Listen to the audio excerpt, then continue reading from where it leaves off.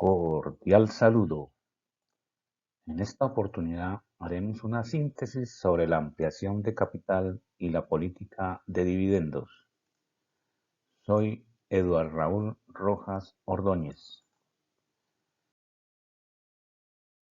Inicialmente tocaremos el tema de la ampliación de capital, pero antes definamos qué es el capital financiero. Este es la suma de todos los aportes de los socios al momento de la constitución de la empresa y que sirve para mantener sus operaciones de manera normal. La ampliación de capital es aquella operación financiera dirigida a incrementar los recursos propios de la empresa para poder acometer nuevas inversiones por necesidades de financiación o nuevos proyectos.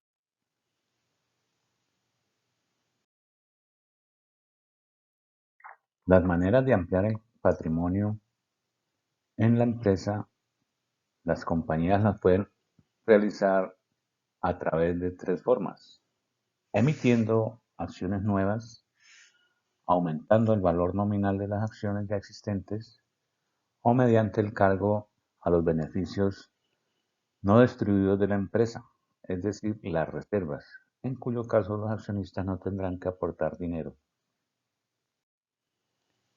La emisión de acciones puede realizarse a la par, es decir, por el valor nominal de las acciones nuevas, aunque también se puede realizar sobre la par.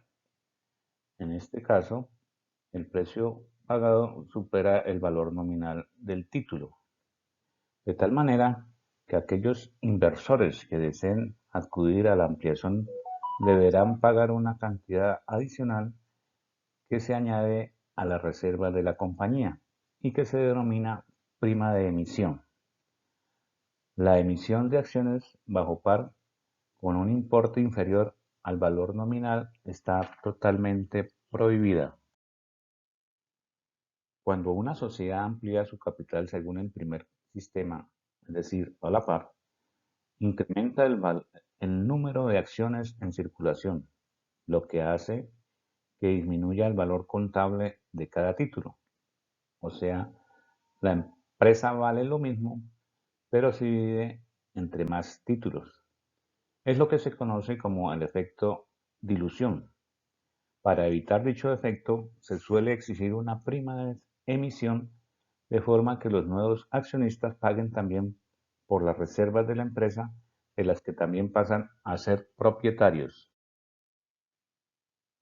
El precio de emisión de un título multiplicado por el número total de acciones puestas en circulación determina los fondos obtenidos por la empresa en la operación de ampliación.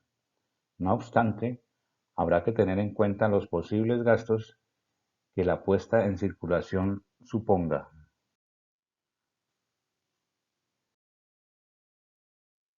Seguidamente hablaremos sobre la política de dividendos, pero antes miremos qué son los dividendos. Se entiende como la participación en las utilidades que le corresponden a cada accionista de una sociedad.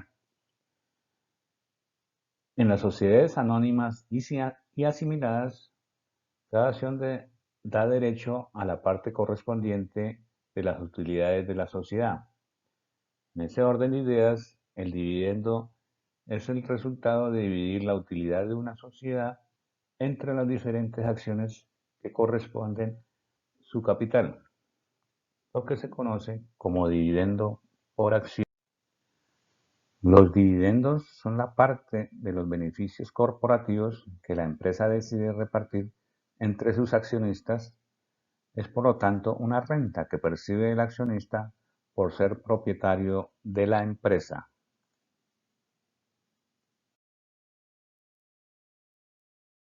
La política de dividendos. Esta política de dividendos es la política que una empresa utiliza para estructurar su pago de dividendos a los accionistas. La política de dividendos de una empresa es un plan de acción que debe seguirse siempre que se decida en torno a la distribución de dividendos. Esta política se debe considerar tomando en cuenta dos objetivos.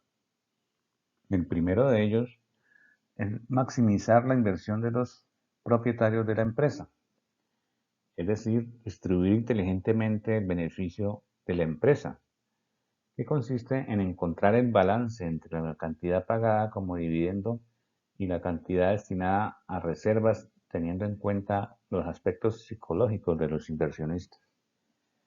Igualmente, en segunda instancia, debe proporcionar la suficiente financiación.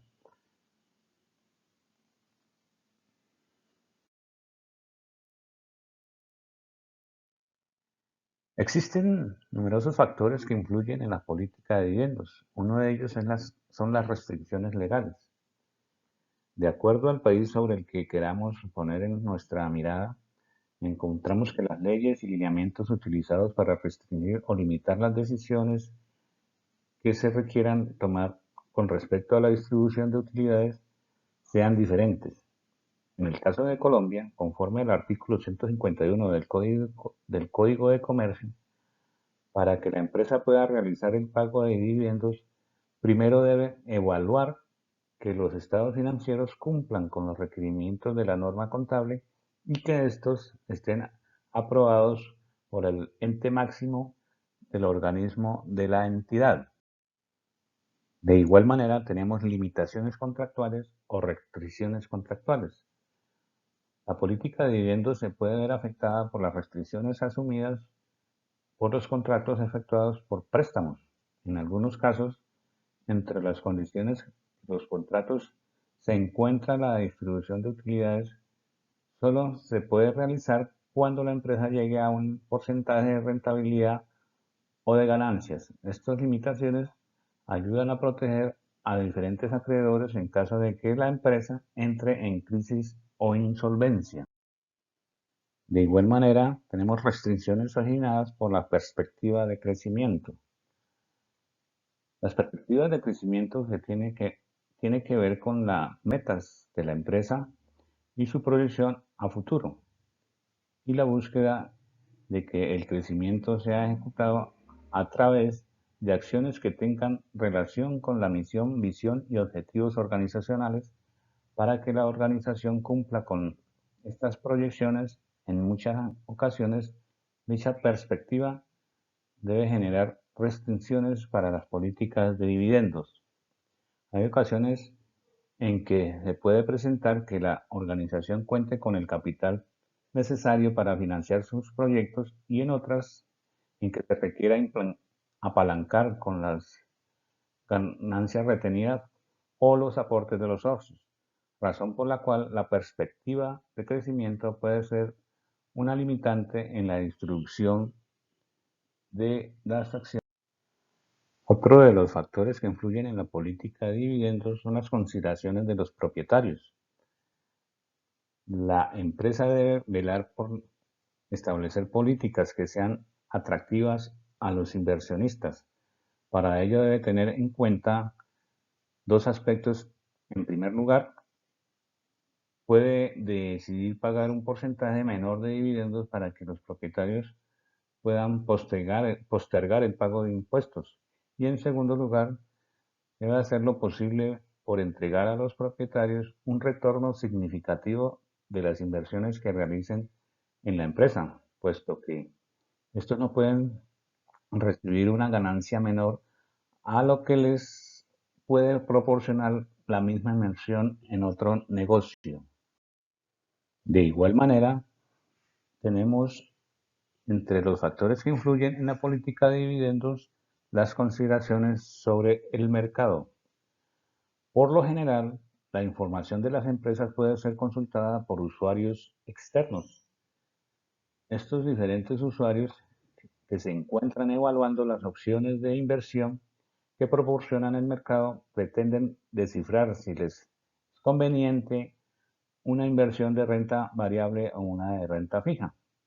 Todo depende de la situación económica que exista en el momento, ya que en épocas de recesión los inversionistas pueden optar por las inversiones de renta fija como medida de asegurar su capital, mientras que en momentos en los que el mercado de valores se encuentra en auge pueden optar por inversiones de renta variable.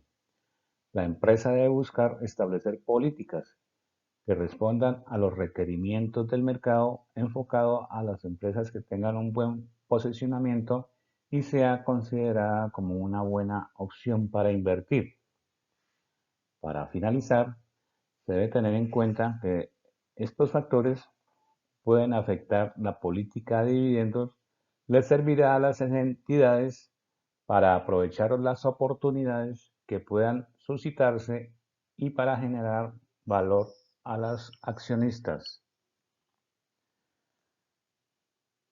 Eso es todo por ahora. Les agradezco su atención.